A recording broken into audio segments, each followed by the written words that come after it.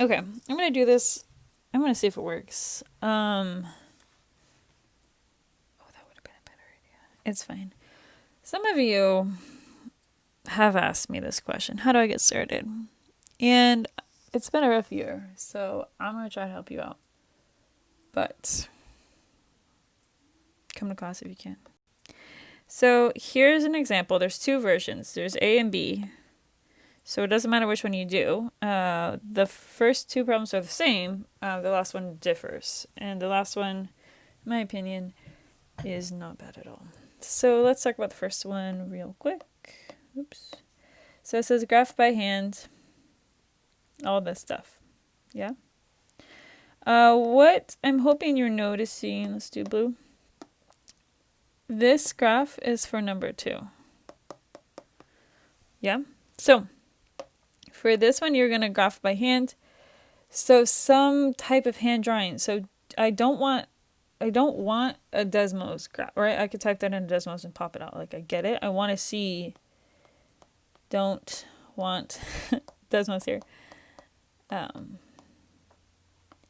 Thank you. I want to see you sketch it out because there's a lot of misconceptions that happen with a hand sketch. And so that's sort of like, I want to make sure that you are understanding how to sketch a graph by hand, even though we have graphing technology. So I have a coefficient, I have a plus, I have a minus. So let's take that over here. It's a parabola. So let's just, what was it? Let's make it be big. And then it was plus, right? So let's do, oh, I'm not going to be able to show that. Well, maybe I will actually if I bring it down. Minus, I don't know, 4. Okay, so recall, or don't. So the vertex form, ax minus h squared plus k. hk are the vertex.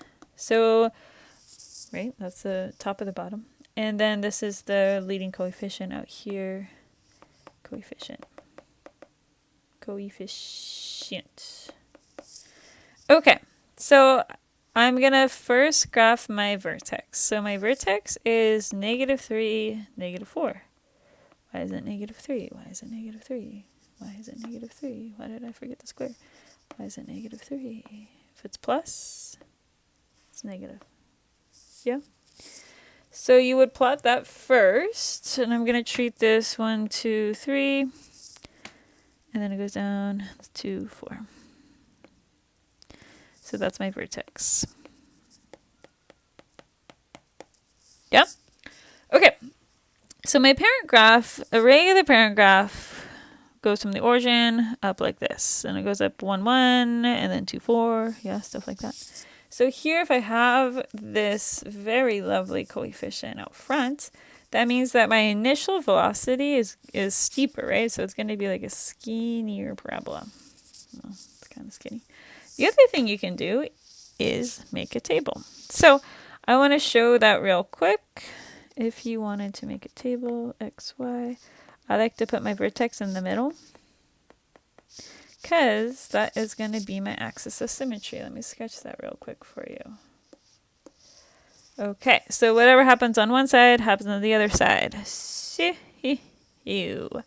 I'm going to see what happens when I plug in -2, -1, -2. So that would be, here's where function notation is better, in my opinion. Oops. Just go with it. 2 times -2 plus 3 squared minus 4. So this is 1. 1 squared is 1 times 2 minus 4 is -2.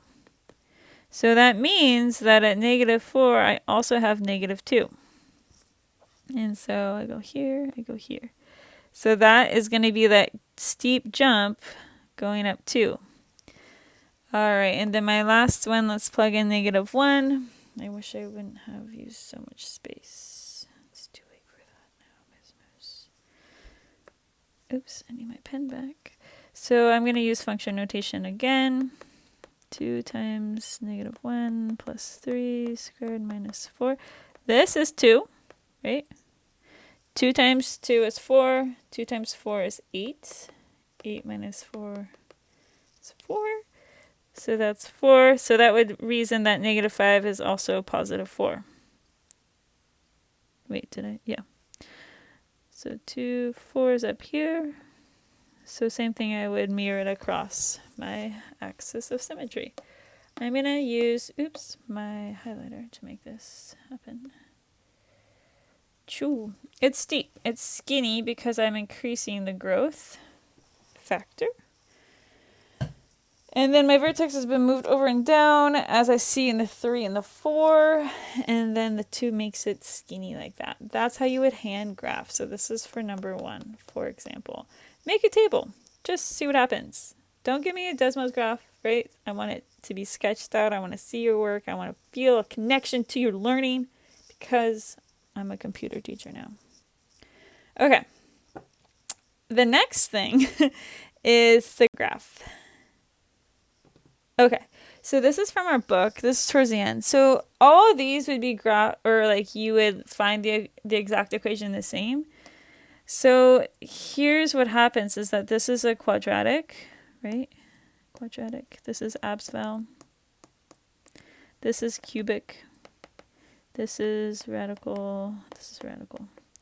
So that means that we need to remember the vertex formula for each of these little buddies. Q, abs-val, same thing, but it's the bars.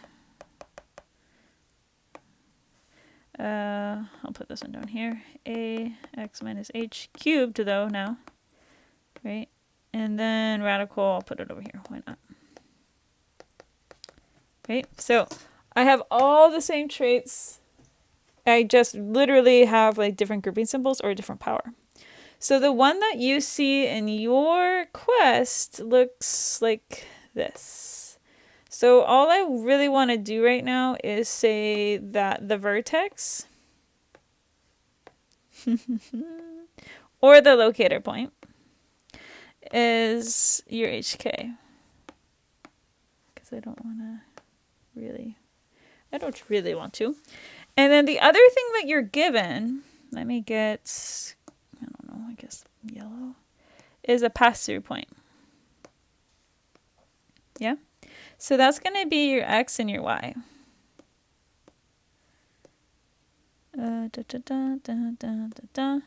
So what you need to do,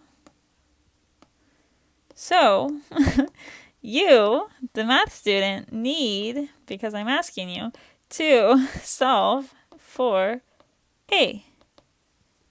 That's it. We know how to solve for a variable. You've been doing it for eons in your past lives. Okay. And you're like, well, I don't know. I missed class or I was, whatever. I don't know how to do it, Miss Moose. I'm like, okay, fine. Let's do one together. Let's do radical. Let's do radical. Let's do quadratic. So, qu'est-ce que je peux faire? I'm going to shrink this. Okay, so let's call this 1. And let's do 1. Y equals A x minus, well, I guess I'll just write it out. So my vertex though is 3, 3. So that's going to be 3 and this is going to be negative 3. And then y equals A x minus squared. Yeah. But then look, I know my x and y. So it's actually 5, 5, which is convenient because then I won't mess them up.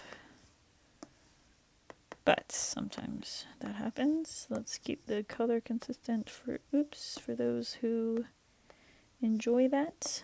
I know I do. Okay, so here, solve for A. Here I plugged in, maybe I should have wrote that. Plug in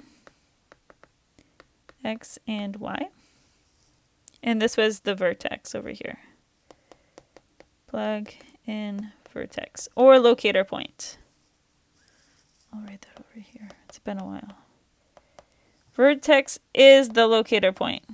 That's an arrow. Okay. So now I'm going to literally simplify and solve. So let me again shrink this down just this, or I'll move it up. Okay, so 5 equals a, what is that, 2 squared minus 3, a times 4, let's add 3 to both sides, actually. So then I'm going to divide by 4, 2 equals a equals 2. Okay, just like my one example. Wasn't very exciting, was it? Okay, I can kind of see that on the graph. So actually I want to kind of sketch that in there. I can see an initial jump of like 2 units. So your final thing that you're going to say here is your exact equation, I guess, is what it's called. That's what I'm asking you to do. Dun, dun, dun, dun, dun, dun. Use the right words. X minus 3 squared, right? Minus 3. So write the whole thing, but leave X and Y. Sometimes people forget that. Smiley face. Okay, the last part is about Desmos. So you literally go to, and I put a link in there, desmos.com, graph, and reflect. And think about your reflection, right? Like, just elaborate. On the last one, you're going to create your own. So one thing that might be cool is like, I can't remember. I don't know if they have, I don't have it in front of me. Like you can do one, like a radical, I don't know, like 3x minus 2 plus 7. And then remember that the options were like as absolute value on the outside, right? Or you can like play around with it and put it on the inside where your x is, right? Or, or, oh man, you could, qu'est-ce que tu peux faire? I just had it, hold on. Around the expression on the inside, right? Something like that. So get creative, be curious, and I don't know, have fun. Okay, I think that's enough.